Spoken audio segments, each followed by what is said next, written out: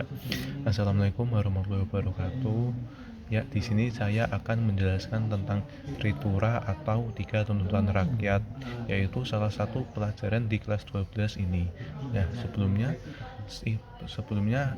kepada yang terhormat Bu Ana, izinkan saya memperkenalkan diri saya. Saya Muhammad Cista Adabi, absen 18 dari kelas 12 MIPA 5. Ya, jadi, bagaimana tritura itu dapat terjadi? Nah, tritura itu bermula setelah keamanan nasional yang berhasil dipulihkan setelah kasus DI atau TII. Nah, karena keamanan nasional sudah berhasil dipulihkan, pemerintah mulai memikirkan tentang rehabilitasi ekonomi karena pemerintah melihat kesengsaraan dari rakyat-rakyatnya. Nah, konsep rehabilitasi ekonomi yang pertama sendiri disusun oleh Insinyur Juanda selaku Menteri Pertama. Nah, konsepnya ini disebut dengan konsep Juanda. Namun sangat disayangkan konsep dari Insinyur Juanda ini harus mati sebelum lahir karena kritikan tajam dari PKI yang mereka anggap bekerja sama dengan negara revisionis seperti Amerika Serikat dan Yugoslavia. Lalu upaya perbaikan ekonomi yang lain adalah pembentukan Panitia 13. Nah, anggota Panitia 13 ini tidak hanya berasal dari partai-partai politik, tetapi juga dari anggota musyawarah pembantu pimpinan revolusi atau MPPR, lalu pimpinan DPR, pimpinan DPA. Nah, dari Panitia 13 ini dihasilkanlah konsep yang kemudian disebut Deklarasi Ekonomi atau DEKON. Nah, DEKON ini nantinya akan menjadi strategi dasar ekonomi Indonesia dalam rangka pelaksanaan ekonomi terpimpin. Nah, strategi ekonomi terpimpin dalam DEKON terdiri atas beberapa tahap. Tahapan yang pertama adalah harus menciptakan suasana ekonomi yang bersifat nasional, demokratis, yang bersih dari sisa-sisa imperialisme dan kolonialisme. Lalu, tahapan ini merupakan persiapan menuju tahapan kedua, yaitu tahapan ekonomi sosialis. Nah, lalu beberapa peraturan dari stabilitas ekonomi nasional ini adalah menarik modal luar negeri serta merasionalkan ongkos produksi dan menghentikan subsidi. Peraturan pelaksanaan DEKON tidak terlepas dari campur tangan politik yang memberi tafsir sendiri terhadap DEKON.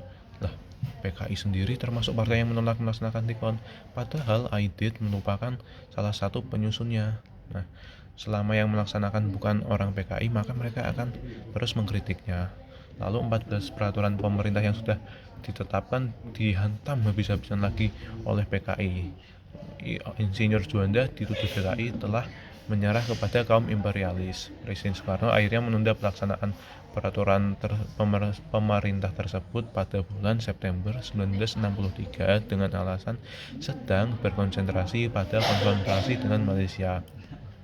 Lalu setelah itu kondisi ekonomi semakin memburuk karena anggaran belanja negara setiap tahunnya terus meningkat, yaitu yang disebabkan oleh proyek-proyek mercusuar yang sifatnya lebih politis daripada ekonomi seperti pembangunan Monas, lalu pembangunan pertokohan Sarinah dan komplek olahraga Senayan yang dipersiapkan untuk Asian Games 4 dan Games of the New Emerging Force (GNEVO). Nah, lalu kondisi perekonomian yang sangat merosot mendorong pemerintah berusaha mendapat devisa kredit impor jangka panjang yang harus dibayar kembali.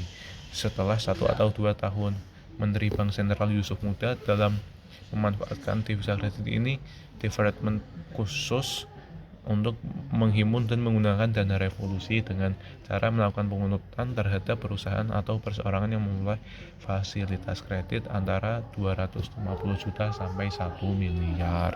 Nah, dampak dari kebijakan tersebut, ekonomi semakin semrawut dan kenaikan barang mencapai 200 sampai 300% hingga pada tahun 1965